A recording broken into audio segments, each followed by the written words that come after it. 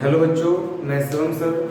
और कैसे हैं आप लोग सब? ठीक है, उम्मीद है कि आपकी तैयारी भी अच्छी चल रही होगी। ठीक है, क्योंकि कुछ ही दिन में आपका एग्ज़ाम लगा हुआ है और उम्मीद है कि आप लोगों की तैयारी बहुत बढ़िया चल रही होगी। इसी तैयारी को कंटिन्यू बनाए रखने के लिए आज हम फिर से आपके लिए कुछ इंपॉर्टेंट क्वेश्चन लेके आए जो कि एग्जाम के लिए बहुत इंपॉर्टेंट है।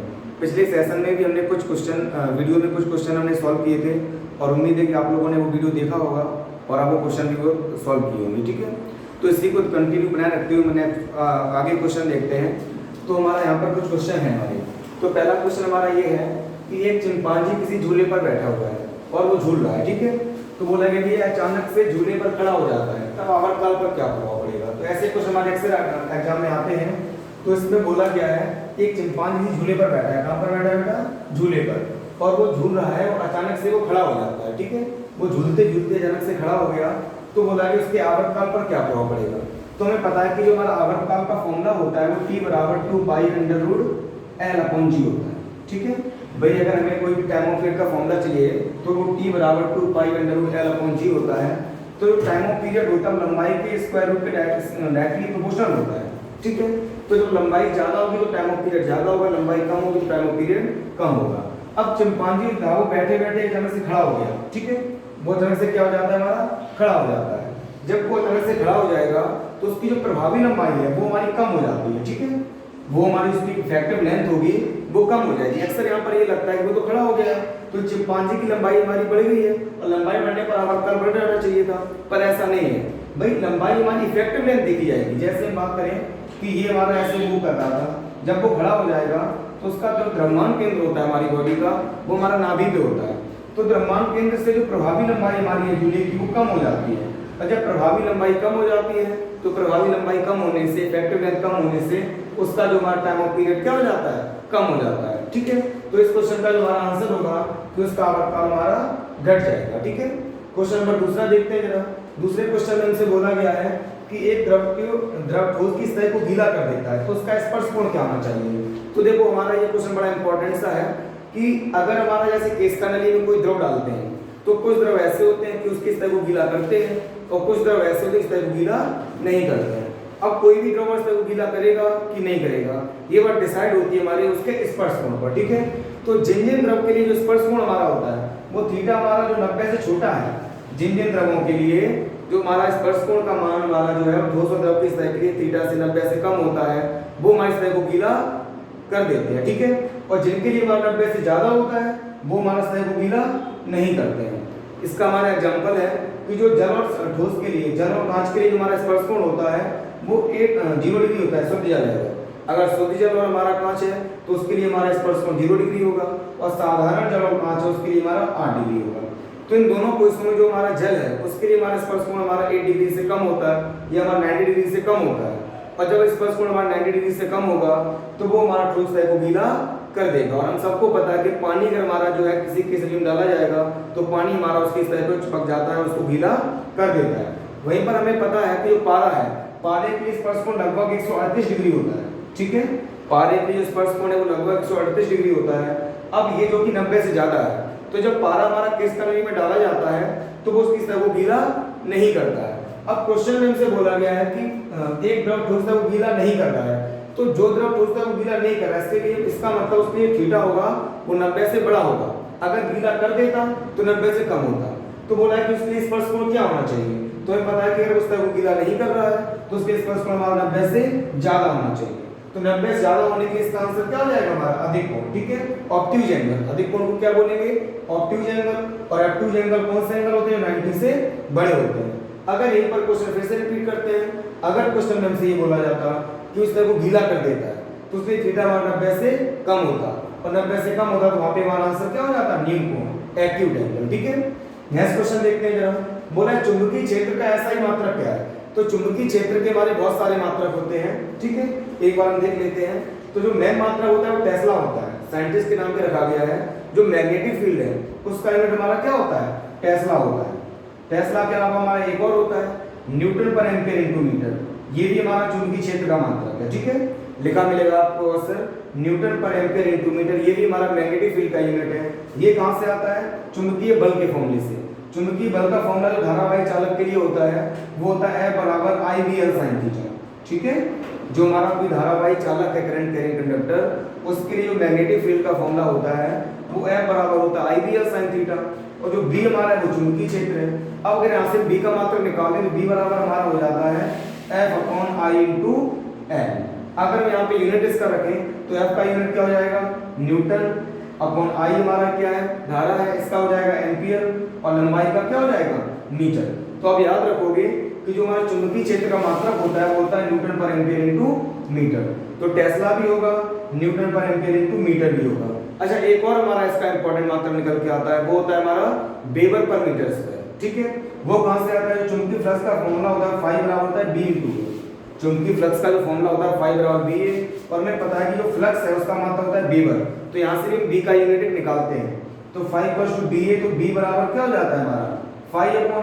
ठीक है, B = φ/A हो जाता है, और फाई का यूनिट हमारा होता है वेबर, और करंट का ये है एरिया, और एरिया का हमारा होता है मीटर स्क्वायर। तो यहाँ से यूनिट निकल के आता है हमारा वेबर पर मीटर स्क्वायर। तो ये तीन मात्रक हमारे नैनो में निकल के आते हैं चुंबकीय क्षेत्र के, एक टेस्ला होगा, दूसरा न्यूटन पर एम्पियर इनटू मीटर होगा, और तीसरा वेबर पर मीटर स्क्वायर होगा। ये तीनों ही हमारे MKS में होते हैं। ठीक है, ये तीनों ही हमारे MKS में बोलो या SI में बोलो, तो ये हो जाएंगे। इसका एक CGS में और मात्रक होता है, इसको भी डिस्कस कर लेते हैं यहीं पे। जो इसका CGS में मात्रक होता है वो होता है हमारा गॉस। ठीक है, गॉस हमारा आता है गॉस, तो इसका हमारा CGS में मात्रक गॉस होता है, और एक, ठीक है, और ये हमारे MKS में होते हैं। अक्सर इनका संबंध भी पूछा जाता है कि एक गॉस में कितना टेस्ला होता है। तो जो हमारा एक गॉस है वो 10⁴ टेस्ला के, नहीं, एक जो गॉस टेस्ला है वो 10⁴ गॉस के बराबर होगा। ठीक है बच्चों, अगर एक टेस्ला पूछा 10⁴ गॉस के बराबर होगा, और अगर एक गॉस पूछा 10⁻⁻⁴ टेस्ला के बराबर होगा। तो इस बेसिस पर हम ये देखते हैं कि चुंबकीय क्षेत्र के मात्रक की, तो यहाँ पे हमारा इसका मात्रक न्यूटन पर एम्पियर इनटू मीटर भी हो जाएगा, और इसका हमारा टेस्ला भी हो जाएगा। तो इसका यूनिट हमारा यहाँ पे क्या होगा, A भी होगा B भी होगा। फिर हम क्या करेंगे, A व B दोनों। तो ये क्वेश्चन समझ में आया कि नहीं आया, हम फिर से रिपीट करते हैं। अगर आपसे कोई पूछता है कि चुंबकीय क्षेत्र का मात्रक क्या होगा, तो आप तीनों मात्रक याद रखोगे। आप टेस्ला भी याद रखोगे, आप न्यूटन पर एम्पियर इनटू मीटर भी याद रखोगे, और आप वेबर पर मीटर स्क्वायर भी याद रखोगे। ये तीनों हमारे MKS में होंगे, और इसका जो CGS में होगा वो गॉस होगा। ठीक है, और गॉस में अगर संबंध पूछेंगे तो एक टेस्ला में 10⁴ गॉस हो जाएगा, या अगर एक गॉस में पूछेंगे 10⁻⁻⁴ टेस्ला हो जाएगा। ठीक है, तो ये हुआ। नेक्स्ट क्वेश्चन देखते हैं। अब क्वेश्चन नंबर हमारा आगे 4 है। अब क्वेश्चन नंबर 4 में हमसे बोला गया है कि यदि किसी तरंग का समीकरण 5 sin πt-2x है, तो तरंग गति कर रहे हैं, तो कण की आवृत्ति क्या होगी। ठीक है, तो ध्यान देना जरा कि तरंग का समीकरण दे दिया, यहाँ पे y = होगा हमारा, तो y = दिया गया है 5 sin πt-2x। ठीक है, जो हमारा तरंग का समीकरण दिया गया वो दिया गया है y = 5 sin πt-2x, और हमसे पूछा है कि इसकी आवृत्ति क्या बताओ। तो जो हमारा तरंग का जो वास्तविक समीकरण होता है उससे हम कंपेयर करते हैं, और उसके कंपैरिजन से हम उसकी आवृत्ति को फाइंड करते हैं। तो तरंग का जो समीकरण होगा वो होगा y = a sin ωt-kx। तो इससे हम कंपेयर करेंगे। ठीक है, तो हमारा y बराबर हम करेंगे a sin ωt-kx, और जब भी हमें आवृत्ति निकालनी होगी, यहाँ पर हम आपको सारी चीजें निकाल के दिखाते हैं। क्वेश्चन में हमसे वो आयाम भी पूछ सकते थे। अगर वो आयाम की बात करते हैं तो आयाम हमारा a होता है, तो a की वैल्यू कितनी हो जाती है हमारी 5। अगर इसी क्वेश्चन में बोलते कि हमारा तरंग का आयाम कितना होगा, तो एम्पलीट्यूड से कंपेयर करके a का मान 5 आ जाता। अब अगर वहीं पे उनसे पूछते हो कि आवृत्ति क्या है, अब आवृत्ति आपसे कभी भी पूछेंगे अगर वो उन्होंने समीकरण दी रखी है और आप उसके वास्तविक समीकरण से कंपेयर कराओगे, और अगर उन्होंने बोला कि इसकी आवृत्ति क्या है, तो तुरंत आप ओमेगा के पास जाओगे। कभी भी अगर वो फ्रीक्वेंसी पूछेंगे आप तुरंत ओमेगा के पास जाओगे। ओमेगा का फॉर्मूला जो हमारा, ओमेगा के पास जाएंगे तो ओमेगा के प्लेस में कितना है हमारा पाई है। ठीक है, और ओमेगा का जो फॉर्मूला होता है पाई का आवृत्ति के टर्म्स में, वो होता है 2 पाई। ओमेगा बराबर 2 पाई होता है, ये पाई हो जाएगा, तो पाई से पाई हमारा कैंसिल आउट हो जाएगा, और n का वैल्यू हो जाएगा 1/2। ठीक है, n का वैल्यू कितना हो जाएगा 1/2। अगर 1/2 को हम सॉल्व करेंगे तो ये हमारा 0.5 आ जाएगा। तो इसकी आवृत्ति कितनी आ गई 0.5, और शायद क्वेश्चन में हमसे आवृत्ति ही पूछी थी। चलो हम कुछ और भी निकाल लेते हैं। अगर वो वेवलेंथ पूछते हमसे, अगर हमसे क्वेश्चन में ये बोलते कि तरंग की वेवलेंथ क्या होगी, उसका जो हमारा तरंगदैर्घ्य क्या होगा, तो जब भी आपको वेवलेंथ निकालनी होगा तो हम k के पास जाओगे। ठीक है, कभी भी आपको वेवलेंथ निकालनी होगा आप k के पास जाओगे। अब k बराबर कितना है 2 है। और आप याद रखना जो k का फॉर्मूला होता है लैम्डा के टर्म्स में, तरंग दैर्ध्य को हम लैम्डा से रिप्रेजेंट करते हैं, तो k का जो वैल्यू लैम्डा के टर्म्स में होता है वो होता है k बराबर 2 पाई अपॉन लैम्डा। तो 2 pi upon lambda equal to 2 हो जाता है, तो हमारा 2 से 2 कट जाता है और लैम्डा जो हमारा होता है वो पाई के बराबर आ जाता है। ठीक है, तरंग का वेग भी पूछ सकते हैं, अगर वेग पूछेंगे आपने आवृत्ति निकाल ली, लैम्डा निकाल लिया है, आप v बराबर n लैम्डा लगा दोगे। ठीक है, तो मेनली क्वेश्चन पर हम मूव करते हैं। तो क्वेश्चन जो हमारा एक्चुअल में था वो ये था कि तरंग का समीकरण है, उसकी आवृत्ति बताओ। तो जब हमने सॉल्व करके देखा तो उसकी आवृत्ति हमारी 0.5 आई है। ठीक है, तो हमारा 0.5 देख लीजिए हम, तो यहाँ पे 0.5 हो गया, यहाँ पर हमारा पॉइंट ही लगा होगा।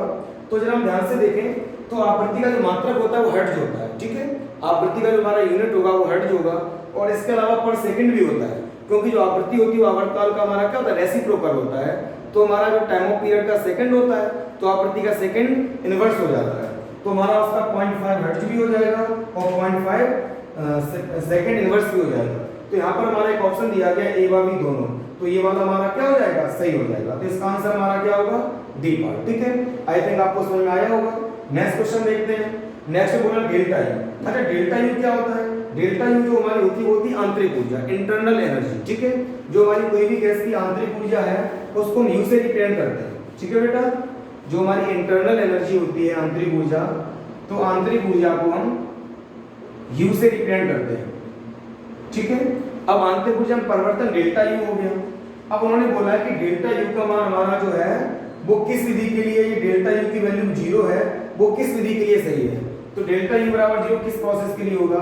तो मेनली हमारे पास 4 प्रोसेस होती हैं। एक होती है हमारी समदाबी, एक होती है समतापी, एक होती है समायतनिक और एक होती है रुद्धोष्म। समदाबी बोले तो आइसोबारिक, समतापी बोले तो आइसोथर्मिक, समायतनिक बोले तो आइसोकोरिक और रुद्धोष्म बोले तो एडियाबैटिक। ठीक है, तो हमारा जो डेल्टा यू है यहाँ पे हमें ध्यान रखना होगा कि जो आंतरिक ऊर्जा है वो हमारी ताप पर डिपेंड करती है। किसी भी गैस की जो आंतरिक ऊर्जा है वो हमारी उसके टेम्परेचर पर डिपेंड करती है, ताप। ठीक है, आप याद रखोगे। अब देखो जरा कि जो हमारा समतापी प्रक्रम है इसमें टेम्परेचर कांस्टेंट होता है, समतापी है आइसोबारिक इसमें प्रेशर कांस्टेंट होता है, समतापी है हमारा आइसोथर्मिक इसमें टेम्परेचर कांस्टेंट होता है, और रुद्धोष्म होता है एडियाबैटिक इसमें हमारी ऊष्मा कांस्टेंट होती है। सिस्टम और सराउंडिंग के बीच ऊष्मा का आदान प्रदान नहीं होता है। तो यहाँ पर हम देखें जरा तो ताप पर डिपेंड करती है, और ताप हमारा किस में होता है, समतापी प्रक्रम में। अब अगर हमारा समतापी में टेम्परेचर कांस्टेंट होगा तो डेल्टा टी का मान क्या हो जाएगा, 0 हो जाएगा, और डेल्टा टी का मान 0 हो गया तो डेल्टा यू का मान भी 0 हो जाएगा। या सिंपल शब्दों में बोले कि जो हमारी यू का मान वो टेम्परेचर पर डिपेंड करता है। अब समतापी प्रक्रम में जो टेम्परेचर होता है वो कांस्टेंट होता है। अब अगर टेम्परेचर कांस्टेंट हो गया तो उसकी आंतरिक ऊर्जा भी कांस्टेंट हो जाएगी क्योंकि इस पर डिपेंड कर रही है। और अगर u का मान कांस्टेंट है, डेल्टा u का मान क्या हो जाएगा, 0, क्योंकि u कांस्टेंट है तो u में परिवर्तन निकालोगे तो u2 माइनस u1 होगा। अब u कांस्टेंट है तो हमारा यहाँ पे u माइनस u हो जाएगा जो कि कट के 0 हो जाएगा, तो उसकी आंतरिक ऊर्जा हमारी क्या हो जाएगी, 0 हो जाएगी। तो ये किस प्रक्रम के लिए सही होगा, समतापी प्रक्रम के लिए। तो 5 क्वेश्चन हमने ये किए, आई थिंक आपको समझ में आया होगा। एक बार फिर से इनको रिपीट करते हैं कि अगर एक क्वेश्चन हमारा था कि एक चिंपांजी किसी झूले पर बैठा हुआ है, झूल रहा है, या अचानक से झूले पर खड़ा हो जाए तो आवर्तकाल, तो हमारी जो प्रभावी लंबाई कम हो जाएगी और प्रभावी लंबाई कम होने से उसका आवर्तकाल घट जाएगा। द्रव हमारा सोचता है वो गीला नहीं करते हैं, तो जिन द्रवों के लिए हमारा जो स्पर्श कोण है वो 90 डिग्री से हमारा बड़ा होता है वो सोचता है वो गीला नहीं करते हैं, तो इसलिए हमारा इसका आंसर अधिक कोण हो जाएगा। अगला चुंबकीय क्षेत्र का ऐसा ही मात्रक, हम आपको 4 मात्रक याद कराएं, चारों मात्रक आप याद रखोगे। एक न्यूटन पर एम्पीयर इनटू मीटर याद रखोगे, एक टेस्ला याद रखोगे, इसके अलावा एक आप वेबर पर मीटर स्क्वायर भी याद रखोगे। ये तीनों हमारे एम्पियर्स में होंगे। सीजीएस में बात करेगा तो गॉस होगा हमारा, और एक टेस्ला 10⁴ गॉस होते हैं। तो हमारा इसका आंसर यहाँ पे ये वाली दोनों हो गया था। यदि किस तरंग का समीकरण, यहाँ पे तरंग का समीकरण कंपेयर करके हमने उसकी आवृत्ति निकाल ली थी जो कि 0.5 आई थी, और जो डेल्टा यू बराबर 0 होगा वो हमारा समतापी प्रक्रम के लिए होगा। चलिए तो हम नेक्स्ट क्वेश्चन को देखते हैं आगे। चलिए तो मैं नेक्स्ट क्वेश्चन को देखते हैं जरा। तो आगे वाले क्वेश्चन में से बोला गया है कि समांतर प्लेट संधारित्र की धारिता C है। ठीक है, एक हमारा पैरेलल प्लेट कैपेसिटर, उसकी कैपेसिटी C है। बोला यदि प्लेटों के बीच की दूरी आधी कर दी है तो धारिता पर क्या प्रभाव पड़ेगा। तो आपको फॉर्मूला पता होना चाहिए। जो संधारित्र की धारिता होती है इसका फॉर्मूला होता है C = KA/ε0/d। ठीक है, जो हमारे पैरेलल प्लेट कैपेसिटर होता है उसकी जो कैपेसिटी होती है उसका फॉर्मूला होता है C equals to Ka epsilon nought upon D। जहां पर हमारा जो D है वो हमारी कैपेसिटी संधारित्र की D है जो उनके बीच की दूरी है प्लेटों की, और C हमारी धारिता है। अब जो हमारी धारिता होती है वो प्लेटों के बीच की दूरी के व्युत्क्रमानुपाती होती है, यानी कि प्लेटें जितनी पास पास होंगी कैपेसिटी उतनी ज़्यादा होगी, प्लेटें जितनी दूर दूर हुई कैपेसिटी उनकी उतनी ही कम होगी। अब हम बात करें कि बोला प्लेटों के बीच की दूरी को आधे कर दिया गया है, अब ये इसका व्युत्क्रमानुपाती है। अगर प्लेटों के बीच की दूरी को हम आधा करेंगे तो धारिता कितने गुना हो जाएगी? 2 गुना। तो इसका आंसर हमारा क्या हो जाएगा? 2C। चाहो तो आप कंपैरिजन से भी देख लो, अगर कंपेयर करेंगे तो C1 upon C2 equals to D2 upon D1 होगा। पहले मान लिया हमने धारिता C1 थी, बाद में C2 हो गई, पहले बीच की दूरी को आधा किया है, पहले बीच की दूरी सपोज D थी, बाद में क्या होगी? आधी D/2। D से D कट जाएगा, यहाँ पे 1/2 बचेगा, यानी C1 अपॉन C2 बराबर आ गया 1/2, तो C2 बराबर आ गया 2C1। तो धारिता हमारी क्या हो जाएगी? 2C हो जाएगी। और आप याद रखना कि जो हमारा पैरेलल प्लेट कैपेसिटर होता है उसकी जो कैपेसिटी होती है वो होती है C बराबर Ka epsilon nought upon D, यानी कि जो C होती है वो D के व्युत्क्रमानुपाती होती है। D का मान बढ़ेगा तो C का मान हमारा क्या हो जाएगा? कम हो जाएगा। इस वजह से हमारा जो इसका आंसर हो जाएगा 2C। नेक्स्ट क्वेश्चन, गुप्त ऊष्मा की ऊष्माएं क्या होती हैं? Latent heat. किसकी बात की है? Latent heat. Most important question exam के लिए, अक्सर इसकी डायमेंशन बहुत ज्यादा पूछी जाती है कि गुप्त ऊष्मा की ऊष्मा क्या होती है। ठीक है, तो आपको याद रखना है कि जो गुप्त ऊष्मा होती है उसकी डायमेंशन हमारी होती है L2T-2। इसके निकली कैसे? जो गुप्त ऊष्मा का फॉर्मूला होता है वो होता है Q इक्वल्स टू ml। जो हमारी लेटेंट हीट है उसका फॉर्मूला होता है Q इक्वल्स टू ml, जहाँ पे L है हमारा लेटेंट हीट है, तो L इक्वल्स टू क्या हो जाएगा? Q अपॉन m, जहाँ पे Q हमारा ऊष्मा है और L हमारा क्या है? द्रव्यमान है। अगर हम ऊष्मा की बात करें तो ऊष्मा की जो विमा होती है हमारी, ऊष्मा हमारा ऊर्जा का रूप है, जो ऊष्मा हमारा ऊर्जा का रूप है, और जो हमारी एनर्जी की डायमेंशन होगी वही हमारी विमा ऊष्मा की हो जाएगी। तो इसकी विमा हमारी होती है ml2T-2, और इसका द्रव्यमान क्या हो जाएगा? हमारा द्रव्यमान की विमा क्या हो जाएगी? m हो जाएगी, m से हमारा कट जाएगा, और इसकी विमा हो जाएगी L2T-2। तो आपको बेसिकली याद ही रखना है कि जो गुप्त ऊष्मा होती है उसकी विमा हमारी होती है L2T-2। नेक्स्ट क्वेश्चन बोला गया है कि तरंग दैर्घ्य के बढ़ने के साथ अपवर्तनांक पर क्या प्रभाव पड़ता है। ठीक है, तो इससे बेस्ड क्वेश्चन हमारे अक्सर एग्जाम में आते हैं। तो आपको याद रखना है कि हमारा कोई भी माध्यम है, किसी भी मीडियम में अगर हमें उसका अपवर्तनांक निकालना है तो जो अपवर्तनांक होता है हमारा वो माध्यम के वेग के व्युत्क्रमानुपाती होता है। जो अपवर्तनांक वर्ड है इसको बोलते हैं रिफ्रैक्टिव इंडेक्स। तो जो अपवर्तनांक वर्ड है हमारा वो हमारा घनेपन को बताता है, डेंसिटी को बताता है, और मीडियम की डेंसिटी जितनी ज़्यादा होगी उस मीडियम में हमारी लाइट की स्पीड उतनी ही कम होगी। तो किसी भी माध्यम का जो अपवर्तनांक है हमारा वो माध्यम में प्रकाश के वेग के व्युत्क्रमानुपाती होता है। ठीक है, तो यहाँ से हमारा फॉर्मूला बन के आता है n बराबर C अपॉन V। अगर किसी भी माध्यम का अपवर्तनांक चाहिए तो ये C निर्वात में प्रकाश की चाल होती है, और सबको पता है कि निर्वात में प्रकाश की चाल होती है 3×10⁸ मीटर पर सेकेंड। ठीक है, और V हमारा वेग होता है। तो किसी भी माध्यम का जो अपवर्तनांक होता है हमारा वो निर्वात में प्रकाश की चाल बटे माध्यम में प्रकाश की चाल, यानी रिफ्रैक्टिव इंडेक्स बराबर होगा speed of light in vacuum upon speed of light in medium. अब जो हमारा लाइट की स्पीड होती है इसका फॉर्मूला होता है n लैम्डा। ठीक है, जो हमारा कोई भी माध्यम में तो कोई किसी का वेग निकालना है हमें, कोई भी हो सकता है, वो प्रकाश भी हो सकता है हमारा, वो ध्वनि भी हो सकती है, किसी भी चीज का आपको अगर वेग निकालना है तो वेग निकालने का फॉर्मूला हमारा होता है v equals to n lambda, जहाँ पे हमारी लैम्डा वेवलेंथ है और n हमारी आवृत्ति है। तो n बराबर हो जाता है C अपॉन n लैम्डा। अब सबको पता है, यहाँ से भी हमारा एक क्वेश्चन आता है कि जब प्रकाश हमारा एक माध्यम से दूसरे माध्यम में जाता है तो ऐसी कौन सी प्रॉपर्टी है उसकी जो चेंज नहीं होती है। तो आपको ये बात हमेशा याद रखनी है कि जब भी प्रकाश की किरण हमारी एक मीडियम से दूसरे मीडियम में जाती है तो उसकी आवृत्ति जो है वो चेंज नहीं होती है। ठीक है, क्यों नहीं होती है? क्योंकि जो आवृत्ति हमारी होती है चक्रों की संख्या, और जब हमारी प्रकाश की किरण है जब माध्यम से चेंज होगा तो चक्रों की संख्या पर कोई प्रभाव नहीं पड़ेगा। इसके अलावा उसकी आवृत्ति चेंज, उसकी जो वेवलेंथ है वो चेंज हो जाएगी और उसकी वेलोसिटी भी चेंज हो जाएगी। तो C हमारा कांस्टेंट है, n भी हमारा ये फ्रीक्वेंसी के न्यू मान लो, क्योंकि यहाँ पे दो बार n आ गया है तो ये न्यू होगी। तो किसी माध्यम में जो वर्तमान है वो हमारा तरंगदैर्घ्य के व्युत्क्रमानुपाती होता है। ठीक है, किसी माध्यम का जो वर्तमान है वो माध्यम में तरंगदैर्घ्य के व्युत्क्रमानुपाती होता है। अब हमारा बोला गया है यहाँ पे कि तरंगदैर्घ्य बड़ा है, यानी n का मान बढ़ेगा तो लैम्डा का मान क्या होगा? कम होगा, या n का मान कम होगा तो लैम्डा का मान क्या होगा? बढ़ेगा। अब बोला है तरंगदैर्घ्य बढ़ गई तो यानी कि हमारा जो इसका वेवलेंथ बढ़ गया।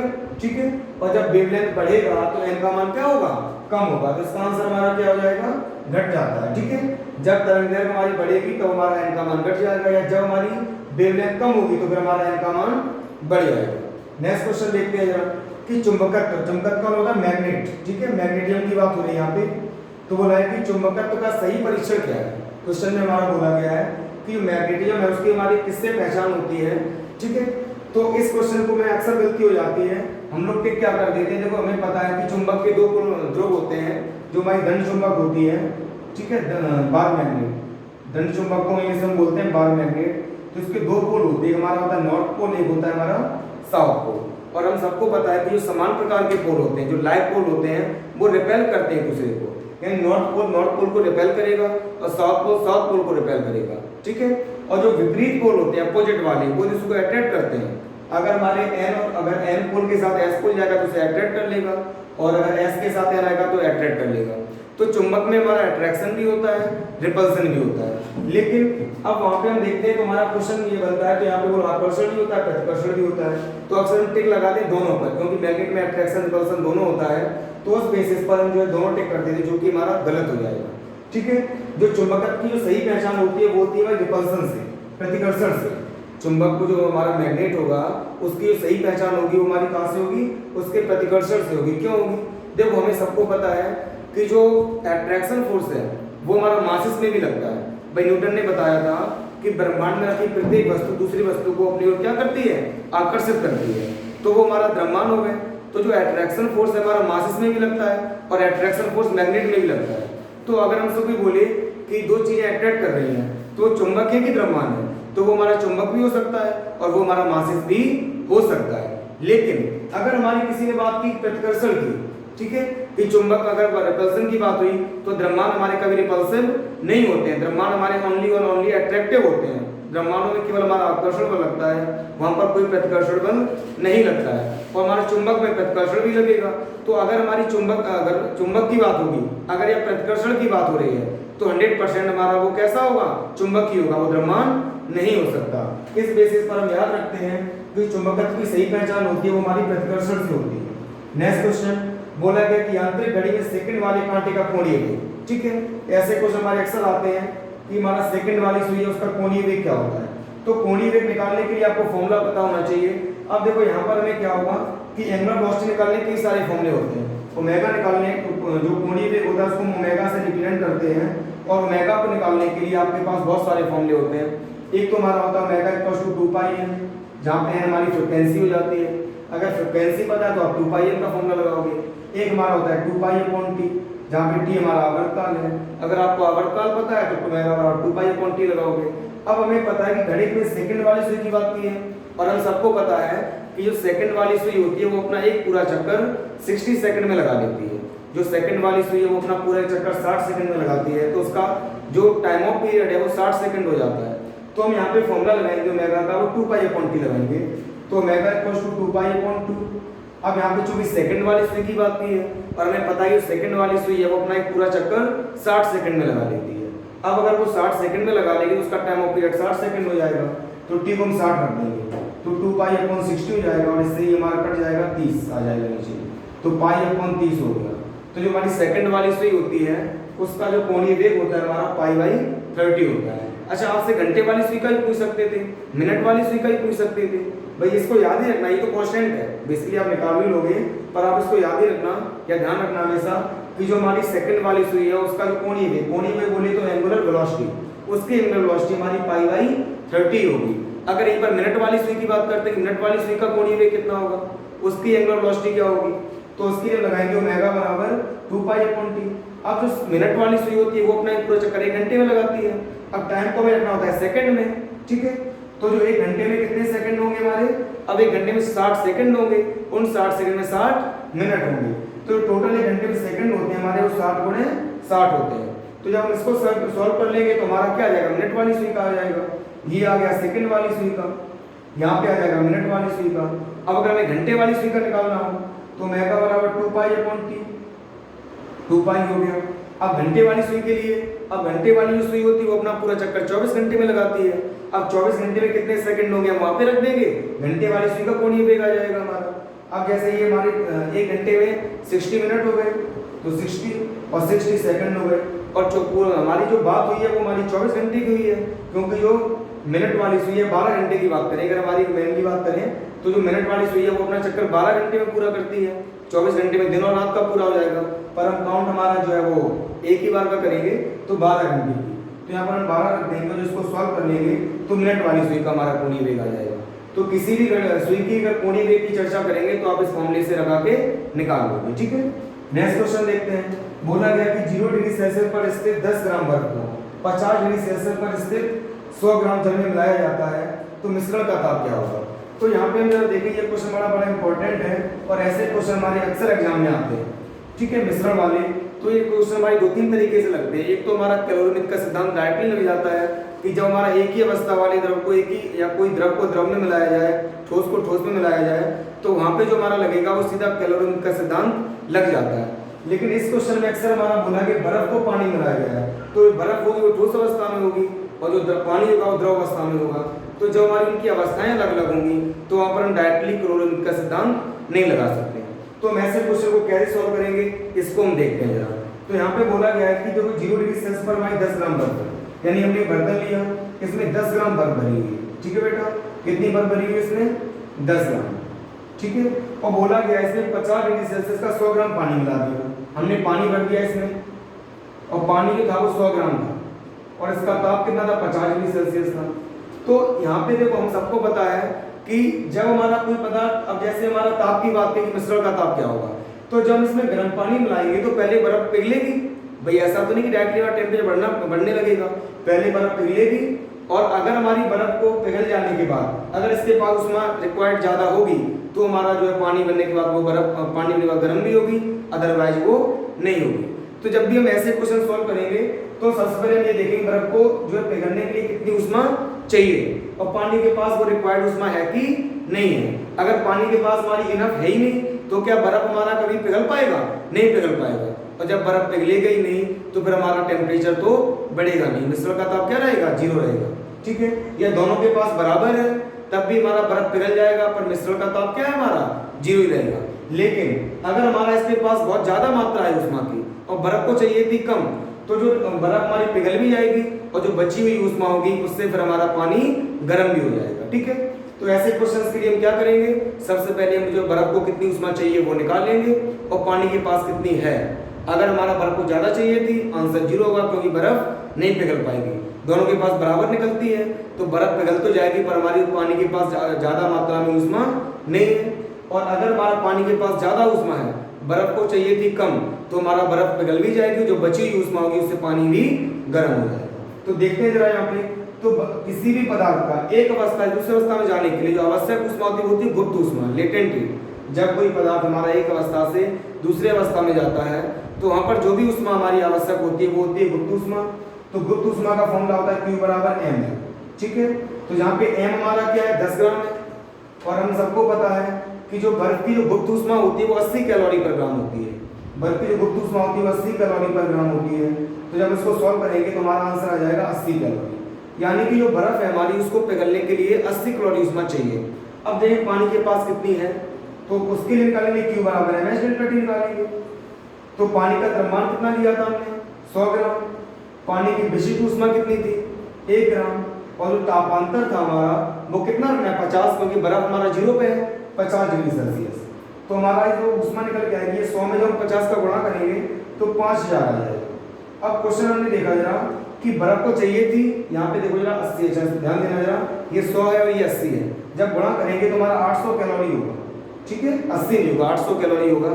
तो हमारा जो बर्फ को चाहिए 800 कैलोरी ऊष्मा और पानी के पास है कितनी? 5000 कैलोरी ऊष्मा, ठीक है। तो कहीं ना कहीं पानी के पास ज्यादा है तो बर्फ हमारी यहाँ पे पिघल भी जाएगी और हमारा ताप भी बढ़ जाएगा। अगर जैसे ये थी 5000 और ये होती 6000 तो मिश्रण का ताप क्या होता? 0 होता, क्योंकि बर्फ को चाहिए 6000, पानी के पास उतनी है ही नहीं, ठीक है। तो यहाँ पर देखें जरा, तो 5000 हमारी कैलोरी ऊष्मा है। अब बर्फ को चाहिए थी 800 कैलोरी, तो 5000 में से जब हम 800 माइनस करेंगे तो हमारा आ जाएगा 4200, यानी कि जो 4200 कैलोरी ऊष्मा है, भाई 800 तो हमारी बर्फ को पिघलाने में चली गई। अब जो 4200 बची है ये हमारा ताप, बर्फ के ताप को क्या कर देगी? पानी में आने के बाद बढ़ाएगी। तो जब हमें ताप बढ़ाने में बढ़े हुए ताप का वैल्यू निकालना है तो उसके लिए फॉर्मूला लगाएंगे Q बराबर mH डेल्टा T। अब हमारा कितना रिक्वायर्ड ऊष्मा हमारी जो बची हुई है वो 4200 यहाँ पे रख देंगे, द्रव्यमान हमारा कितना है? अच्छा पानी तो हमारा था ही, अब ये बर्फ भी हमारा पानी बन चुका है, तो 100 ग्राम पानी ये और 10 ग्राम बर्फ का पानी वो, तो 110 ग्राम हो जाएगा यहाँ पे, ठीक है, यहाँ पे 10 ग्राम हो जाएगा। यहाँ पे इसको सॉल्व कर देते हैं, Q बराबर mH डेल्टा T, तो इसके पास चलो ऊपर कर देते हैं इसको, Q equals to mH delta T। तो इसके पास कितनी है बची हुई? 4200। द्रव्यमान कितना है इसका? 110 ग्राम हो जाएगा। पानी की विशुद्ध ऊष्मा कितनी होती है? सबको पता है 1 होती है, डेल्टा टी निकालना है, तो डेल्टा टी बराबर 4200 इधर 10 1 0 0 कट जाएगा, यानी आ जाएगा 420/11। आप इसको सॉल्व करोगे तो कितनी बार जाएगा? 11 या 33, 3 बार जाएगा। कितना बचेगा यहाँ पे? 7 2 90 हो जाएगा ना, 11 8 88, कितना बचा? 2। दशमलव लगाओगे तो हमारे यहाँ पे 20 हो जाएगा, और लगभग हमारा 2 बार जाएगा तो 38.2 डिग्री सेल्सियस होगा, ठीक है। तो इसका आंसर हमारा होगा 38.2 डिग्री सेल्सियस, ठीक है। तो आई थिंक आपको ये क्वेश्चन जो हमने समझाई है आपको समझ में आई होंगी, और अगर ये क्वेश्चन समझ में आए हैं तो एक बार कमेंट बॉक्स में जरूर बताएं, और अगर आपको कोई भी डाउट बचा हुआ है तो आप कमेंट में करिए, या आपको कोई भी टॉपिक पढ़ना है, किसी भी टाइप के क्वेश्चन आपको सॉल्व करवाने हैं तो आप कमेंट में करके हमें क्वेश्चंस को बता दीजिए, हम नेक्स्ट वीडियो डालेंगे तो उन क्वेश्चन को डिस्कस कर लेंगे। और आपका कोई टॉपिक है, अगर आपको जो वीक है आपको वो पढ़ना है, तो वो टॉपिक का नाम आप कमेंट में डाल सकते हो, तो हम उस टॉपिक को अगले दिन क्या कर देंगे? एक्सप्लेन कर देंगे, ठीक है।